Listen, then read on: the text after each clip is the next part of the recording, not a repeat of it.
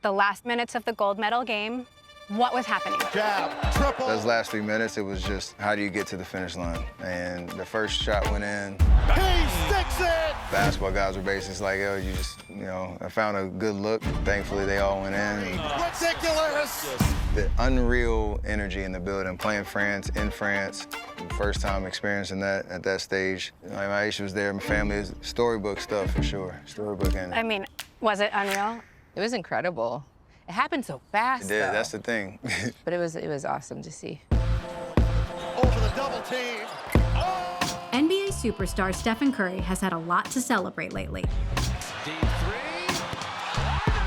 Known for sinking triples from almost anywhere on the court, he's recognized as one of, if not the, greatest shooters of all time. I have never seen anything like that in my life. It's uncanny. I don't think there's ever been a guy in our league to be able to shoot the ball as well as he does. Kids now don't want to go to the rim. They want to shoot from the outside. They want to be cool just like this guy. Performance anxiety is real. It's a lot. But I still love it. I still enjoy it. I still love the grind of it. Drafted by the Golden State Warriors back in 2009, Curry has propelled the club from a forlorn franchise to the NBA's most valuable team. Fourth title in 8 years. People ask me, well, what's the one thing that turned the Warriors around? It's Steph Curry certainly helped, having him on your roster. The four-time NBA champion has now staked his claim to basketball's Mount Rushmore and is one of the most marketable athletes in the world. His cultural cachet has given him outside influence in the corridors of power. He's so in the zeitgeist that he's been name-dropped in more than 100 songs. Been cooking with the salt, Chef Curry with the pop. Been cooking with the salt, Chef Curry with the pop, boy.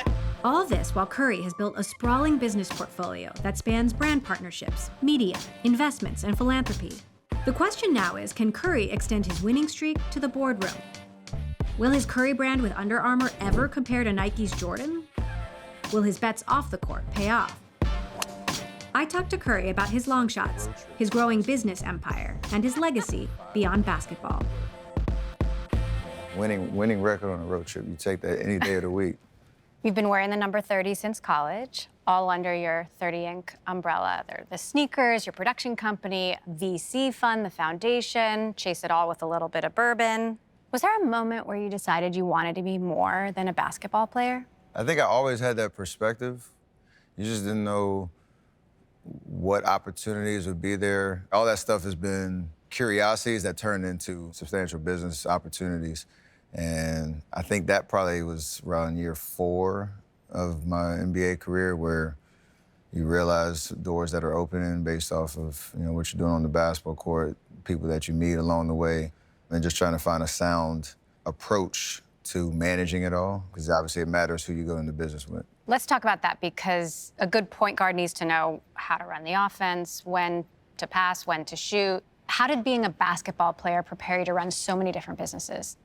Well, first, going to Davidson, it allowed me to have a perspective of, it wasn't just about basketball. Like, there was a nice time management, intellectual journey at Davidson that kind of gave me a balance as well. So it wasn't just 100%, I'm just going to the gym and hooping. That's the only thing I can offer this world. Basketball is not an individual sport. It requires 5 people working in unison. You got to have different roles that everybody buys into. And I think maybe a little bit of imagination as well from a point guard position. Like, you got to have a little creativity and a little flair, the way I play at least. So that's helped off the court too. I'm here at the Chase Center, home of the Warriors, and it's game night. The Warriors moved to their new, shiny, state-of-the-art arena in 2019, completing their transformation into one of the NBA's elite. When Joe Lacob and Peter Guber bought the team for nearly $500 million a decade earlier, there were no signs it would blossom into an NBA dynasty. Back then, the club was struggling with patchy attendance and one of the worst records in the league, failing to win a championship for nearly 40 years. So Steph just came on the court. He's warming up his three-pointer, taking shots from super deep, and looking good. The club's new owners injected a Silicon Valley mentality, investing in a golden era where winning became second nature and its valuation ballooned to more than $8 billion. A key player in the turnaround was former teammate turned venture capitalist Andre Iguodala, who occasionally invests in startups with Curry on the side. So first game back all season? I haven't been back here since I left. This is your first game back since you left? Yeah. Joe Lacob ran the team, my understanding is, a lot like a startup. Did you see him make decisions that might have been different from other owners? I think his VC mentality was you spin for the future. And you see a lot of owners get into sports and they don't have a long-term vision. You see a lot of VC investing. It's like, all right, I'm gonna invest in something because I'm gonna see the return, maybe right now, but on the back end. But he never wants to lose. And that's a true VC spirit. So how much of the team's success is winning versus how the team is run? You can't win a championship unless you have the best talent. And so I'm gonna go out on a limb and say 80% of it, Steph Curry. I know Joe doesn't like when I say it that way, but it's the truth. I mean, we all know that. Do you think Steph will become an empire beyond basketball? His TAM, as we like to say, his total addressable market is smaller only because he's very strategic in what he aligns himself up with. And so, you know, he's very wholesome and he lives a wholesome life. Like, he's true to what he represents. There are certain things that he wouldn't participate in that will allow him to get there quicker. But I think over time, he'll eventually get there. Steph says you were the first person to bring tech and investing into the locker room. How much talk was there about tech and deals? Well, it was something new. And so it was a lot of flow of information. I'm a huge Apple fan, and Eddie Q likes to be hide behind the scenes, but Eddie Q's been a fan for so long. That's really how I got into the space.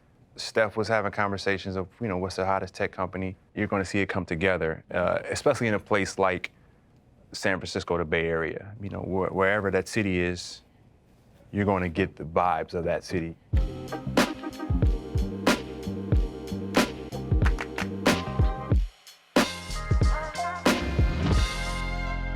Tech folks, VCs now fill up the courtside seats, mostly at the Chase Center. Oakland legend Mr. Fab said the vibe is now all about rich techies. How has being tight with Silicon Valley influenced the club for better and for worse? It has changed the demographic of, you know, who's coming to our games, but it's a give and take of, you know, continuing to elevate the brand of what, you know, being what Warriors basketball is about, and obviously championships and all that, but also honoring, you know, the history of where we've been. That's something for me that's extremely important, why our foundation is based in Oakland. It's why I still have a flag there and want to continue to represent the community that supported us for so long. You know, business is business. It's tough. There's definitely some hard parts about it as things evolve. You did a deal with FTX and, you know, did some commercials. This is Steph Curry, the world's leading expert on cryptocurrency. I'm not. Tom Brady did it too. Lots of celebs did. Obviously, that went super sideways. The whole FTX thing.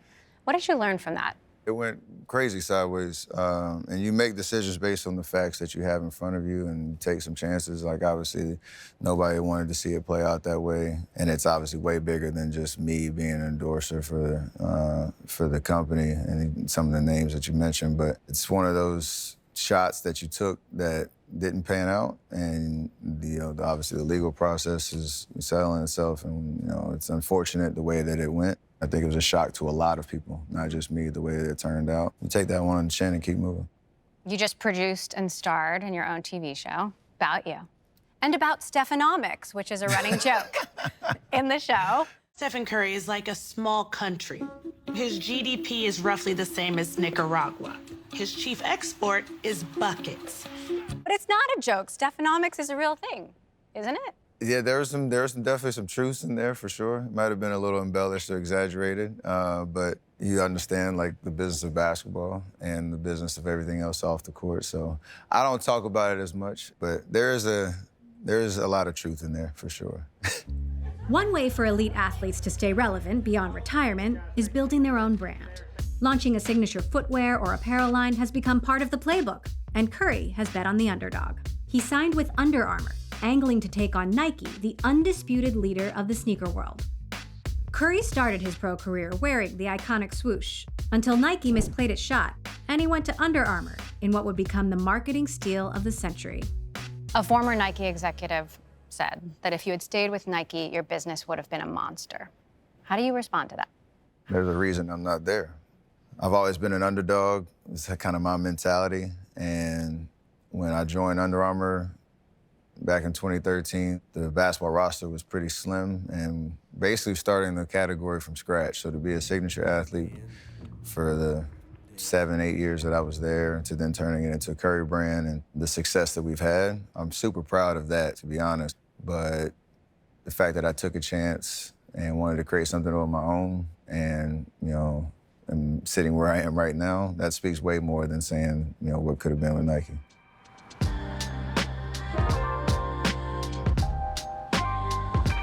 We signed him in 2013. We launched his first signature sneaker in 2015. After 3 championships, 2 MVPs, we sat down to do an extension, and I think it was something that was very important to him based on some of the success that he had had over that last 3 or 4 years, that he wanted to have his own standalone brand. After the Olympic win, Curry embarked on a week-long tour of China, opening his brand's first-ever store there in a play to boost its international footprint. The crowds were so overwhelming, they had to cut the trip short. What was it like seeing that kind of Curry mania abroad? We had an amazing itinerary set up where we were going to experience 4 great cities, have some activations, meet the fans, doing a Curry brand launch that was specific to the Chinese fans, and that went well.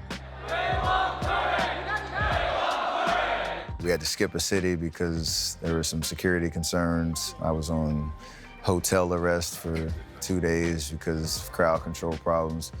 I'm sure that drove you crazy. It did, but it was also flattering. And I appreciate that love. We want to be able to obviously do those trips in the future and figure out a creative way to still have a presence there. You launched the Curry brand with Under Armour. Is the ambition to be as big as Air Jordan? My version of that, in the sense of he set the standard, and I know everybody's in the comparison game of his career on the court and obviously what Air Jordan means, culturally on court as well. But what we've learned over the last 4 years, doing what we do great and understand this is a marathon. And I think we can have some success at a high level when it comes to what does 10, 20 years look like that mirrors Jordan brand, but does it in a way that's authentic to what I stand for, what Curry brand wants to stand for. And that's not just here in the US, that's internationally too. Yeah. How do you really win over sneakerheads? For us, we have to focus on what we do great. And what I know we do great is, from a performance standpoint, I truly feel like our shoes, or my shoes, are the best in the biz when it comes to making athletes better, putting me in position to continue to play at this high level in year 16. And also keep perspective, like we've been doing this 10 years now, almost 11, but with Curry brand for 4 years. So for us, just the long game is everything, but you have to make sure you focus on what you do well and then slowly expand from there. Part of the 30 Ink strategy is developing a synergy between Curry's businesses, brands, and philanthropy. Right, I think we can officially now say good afternoon, everybody. Welcome to the Workday Charity Classic, benefiting Eat, Learn, Play. The Curry brand frequently partners with the foundation he launched with wife and business partner, Ayesha Curry. The annual charity tournament brings together the basketball players' longtime golf obsession and the couple's shared love for their adopted home of Oakland. This event is just a culmination of our entire community kind of coming together to raise awareness on the cause, have a good time, and hopefully raise some money to help us all year for the years to come. First birdie of the day. There we go. There we go. So Ayesha, you've said that impact is more important than legacy. Yes. What do you want the lasting impact to be? I want lasting change. I want to see, kids graduating high school and going off to college. I want to see literacy rates rising. I want to see kids enjoying going to school and feeling like they have a safe place to just be themselves. I think the model that we're putting together is trying to prove that if you start within your town, you can make lasting impact. It doesn't have to be enormous. So many athletes and celebrities have their charity thing. What's really going to make yours stand out? I think it obviously being right now centered in Oakland, it's where, the fan base embraced us. When I got drafted out in 2009, we basically raised our family here in Oakland, in the greater Bay Area. We can really kind of point to our programs, our kind of philosophies, the partners that we've aligned with within the community to say this is proved, you know, beneficial and shown results. 5-star Uber. Yes. Do you prefer quiet? Do you prefer conversation? We're gonna get conversational. Yes. Don't you worry. Oh. Is this really a 5-star Uber? I'm not so sure. I'm off to a rocky Heavy on start. the brakes. Don't worry about it. I'm gonna put it back here. Where are we going? Clark did a change too. I see you. Yes, sir. So how often do you guys actually golf together? A lot more now. Oh, yeah. So she just really picked it up 2 years ago. Don't worry. No. I'm gonna do that 3 times. Yeah. We're having fun with it though. Like it's cool to on vacation if we have an opportunity. Turn too late. I was gonna say, do you give her some tips, but I try. Look at your swag bag. Okay. But let's just say we have sourced a professional. A nice golf coach. To come in and relieve me of my duty. keep the marriage happy. That part. There it is. Yeah. See what I'm saying? Not every shot is the same. Anytime you play golf, there's always just fun just to hit it as far as you can. Yep. I don't even care where it goes. I'm just trying to hit it as hard as I can. Okay. Long and straight, Steph. I'm trying. Long and straight. That's what I wanted to do, right? Woo! What gives you the biggest rush? A hole-in-one or a buzzer beater?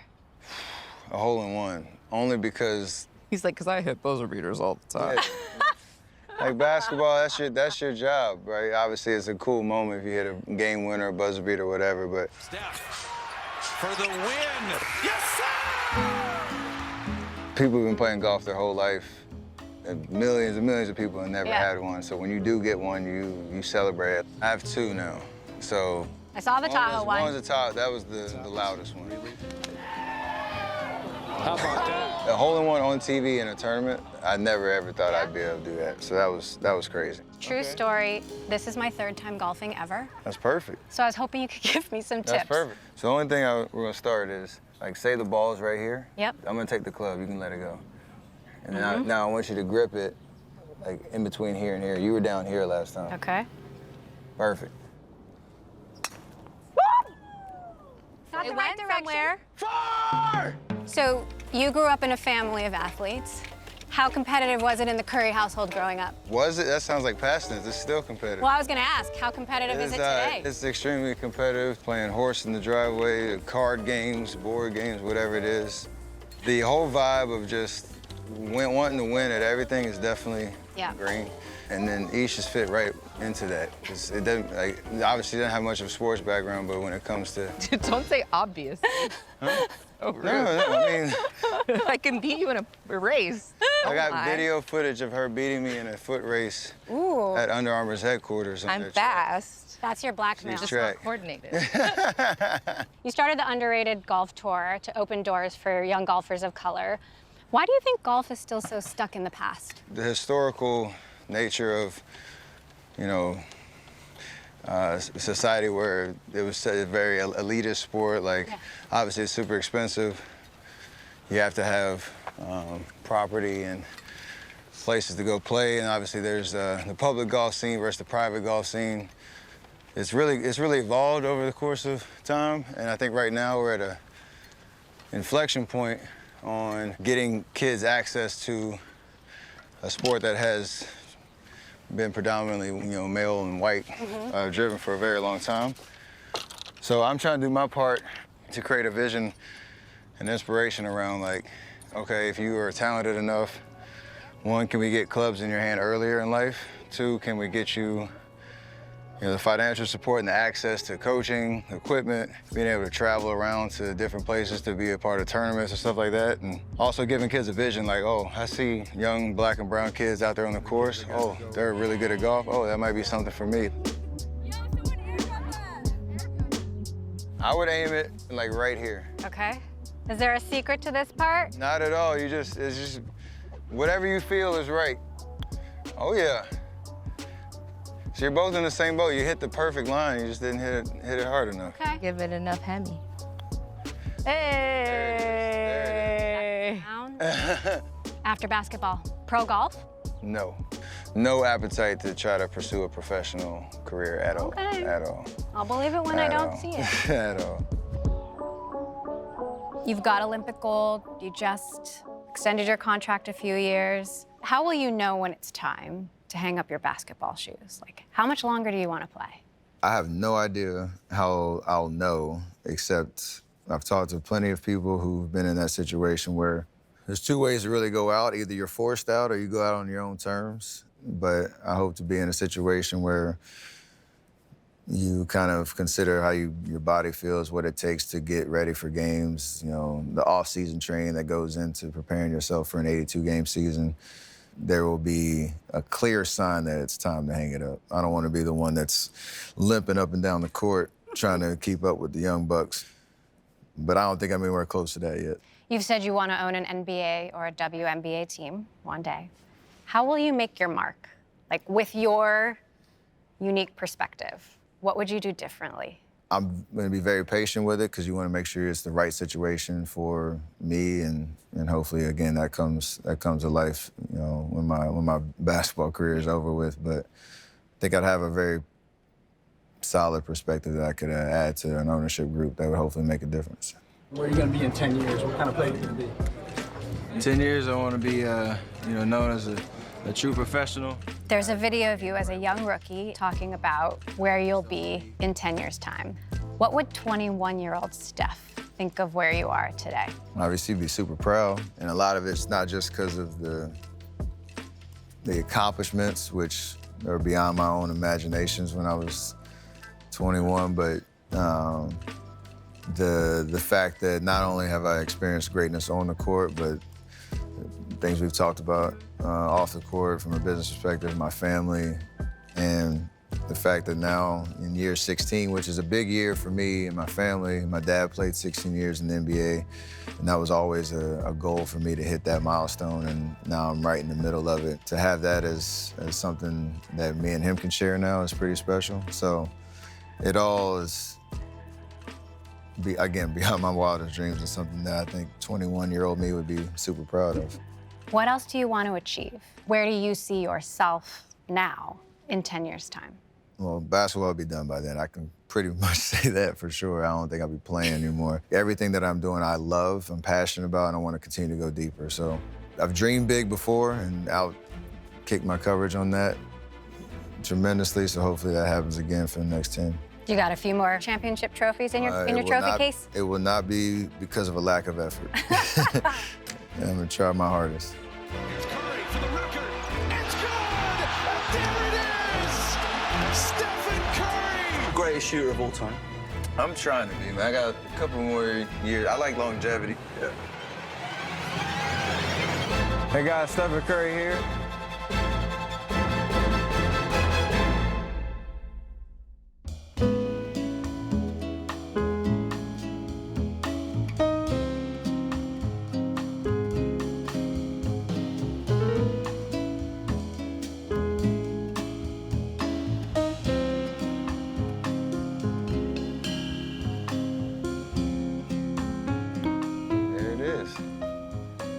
Y'all getting better. That's all it is trying to get better.